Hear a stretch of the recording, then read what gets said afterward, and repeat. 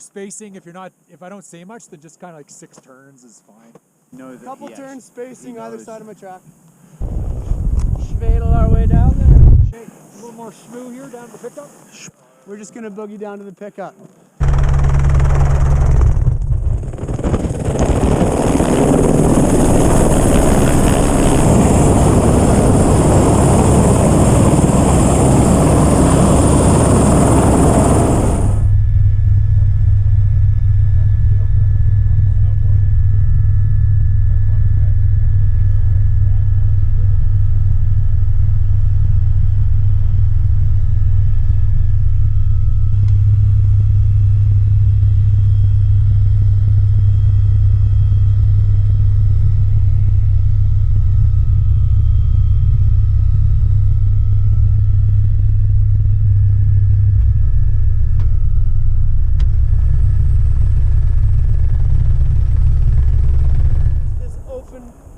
Snow here. Kind of leave the far left track. You guys just stack in the untracked between my track and the old tracks. Does that make sense? I'll give you as much as I possibly can. Wait till I get into the sun down below, and then the next ski roll in and give that same spacing. We don't have to go fast, we can enjoy it, so we'll just keep it spaced. You'll probably see my track swing back to the right, bottom, as like the catch-all.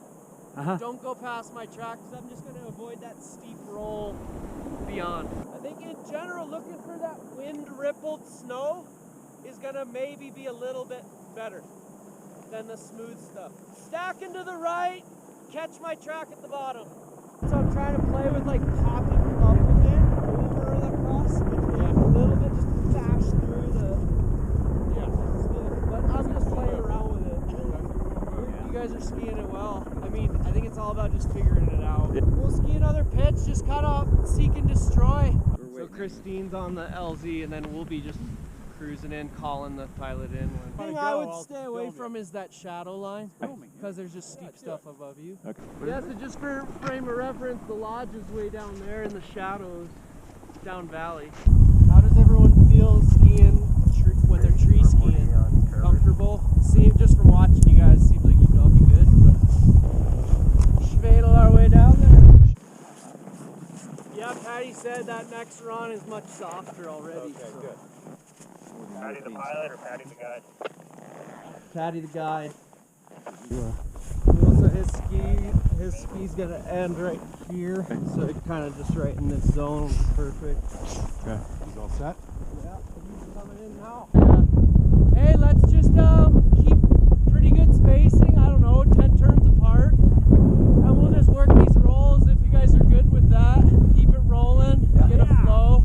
I feel like we need a flow. Yeah. Watch the variable snow. Here, yes, there, no. Yeah, so Like you tilt it too much and it's just a fine line today. Yeah. Because we need as steep as we can get, but then it's going to limit us as well. I am not allowed. well, you're allowed That is to a fall. beer fine. You're allowed to fall if you got 5 beers. I think the beer grid says 2. 2 now. I didn't, that was the first fall. They're pretty nice this way. You know, I've even noticed, I've been doing this like 7 years now or so, and I've noticed it is getting worse. My hearing is getting worse. Not a lot, but I think we'll just try to hit some of the untracked. Like you can see the big sloughing coming from above. Woody's radio comms earlier, he said that even that old slough debris was skiing quite nicely. So just ski this pitch, regroup over. Okay, have fun. I just come out this way here. I'm right in a bunch of rocks here. Lots of reef sticking. This storm is so wet that it's just covered up all the rocks. That pretty nice skiing though, eh? Yeah, I mean, you guys, you don't. I'm not militant where you have to like be spooning the tracks or anything like that. Just like use common sense. Just stay fairly close to the tracks, and your spacing. If I don't say much, then just kind of like 6 turns is fine.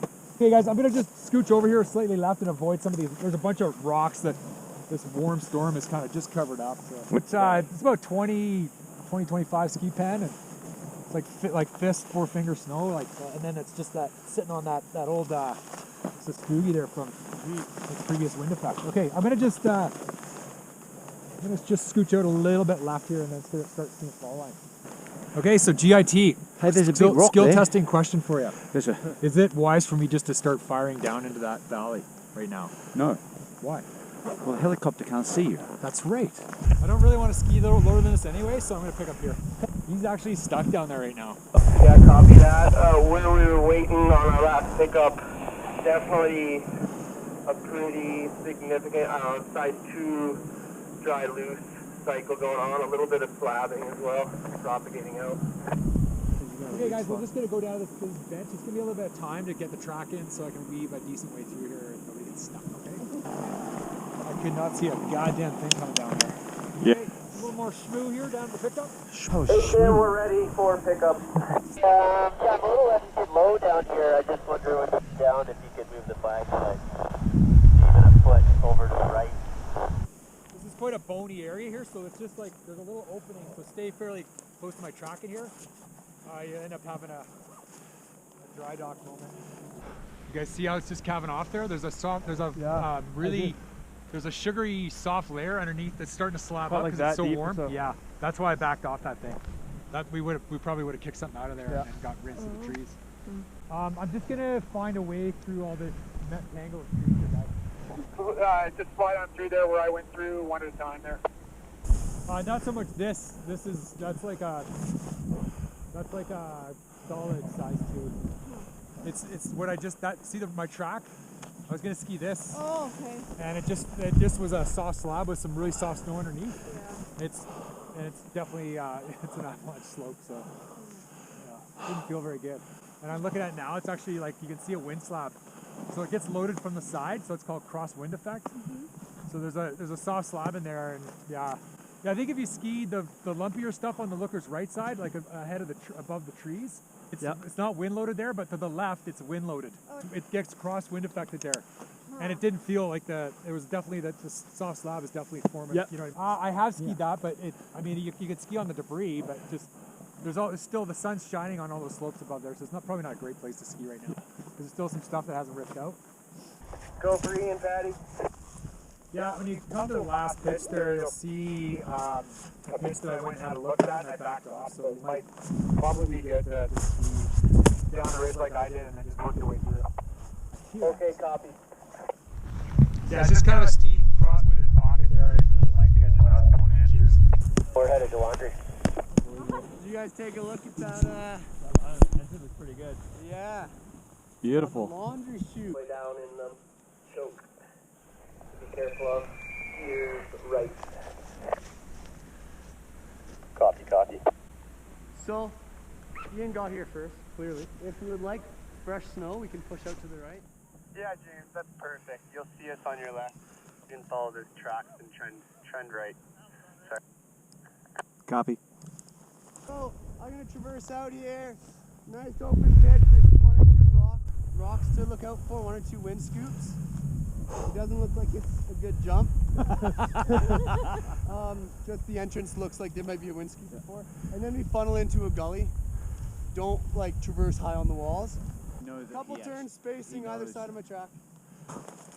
Yeah, you can feel how warm it is down at 4,500 feet. You know, it's 1,400 meters or so.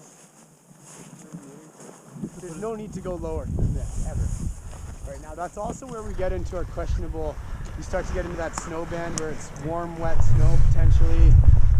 230. We're just, we're all trying to collect more info today. Why do you have the orange marking? I don't know, it looks cool.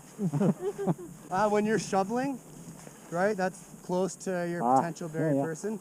So it kind of gives you an indication of like, I'm going to stop jamming my shovel and just go a bit more delicately. I've heard stories of it causing damage. Really? You get a shovel blade at like panic strength in the jaw.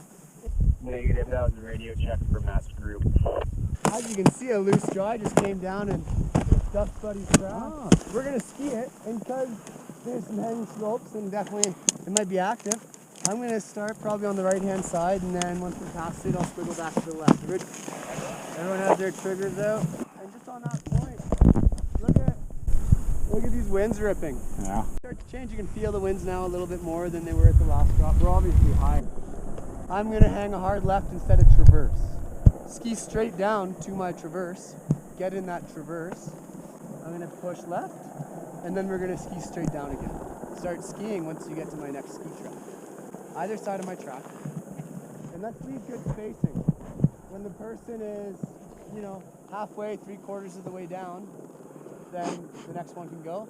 And maybe just let me ski down and start my traverse. When I start the traverse, the next one can go. That's a lot of information. Down, left, down. Snow feels nice. That's King Richard. Little bump there above the rocks. Yeah. And then Little Richard comes all the way down to this pickup. Boogie down to the pickup, shall we? This is all pretty steep on the right, like as it rolls over.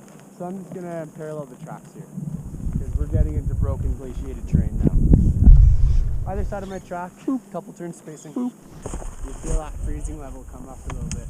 Look at this. That wasn't here when we were just here. Just sit tight and have eyes on them. I'm just gonna go right here. So you can feel the snow is, you know, we just switched elevations, man. It's a bit heavier here, right? You can see the snowballing here. So I want a bit more spacing. I'm gonna cut this lower slope. I may not like it, in which case we're just gonna ski this supported piece, kind of an S-bend right here. And we'll just keep it tight, just so we all get fresh pow. But if I like it and just roll over, then either side of my tracks, just one person on the roll at a time. One tool we have as backcountry skiers, so anyone that does it, if you're going back, they're called hand shears. This is a great tool for surface instabilities. Yeah. You're looking at a piece, you're right here, you're like, it feels different, something changed. Just isolate a block. Right? Super simple, make sure it's nice, good push down with your ski. And then just with your hands, you kind of go light, moderate pressure, hard pressure, and you just see if blocks shear off. I didn't get a shear, but that's just a little quick piece of information gathering if you ever go backcountry skiing or you're off piste with friends. You can do something like this if your hackles go up. You're like, I'm just gonna do a quick hand shear. If it pops off and hits you in the leg, just back up. That's not much left. We're just gonna boogie down to the pickup. You find any surface ore in the snow? Because it just looks like you're looking for it.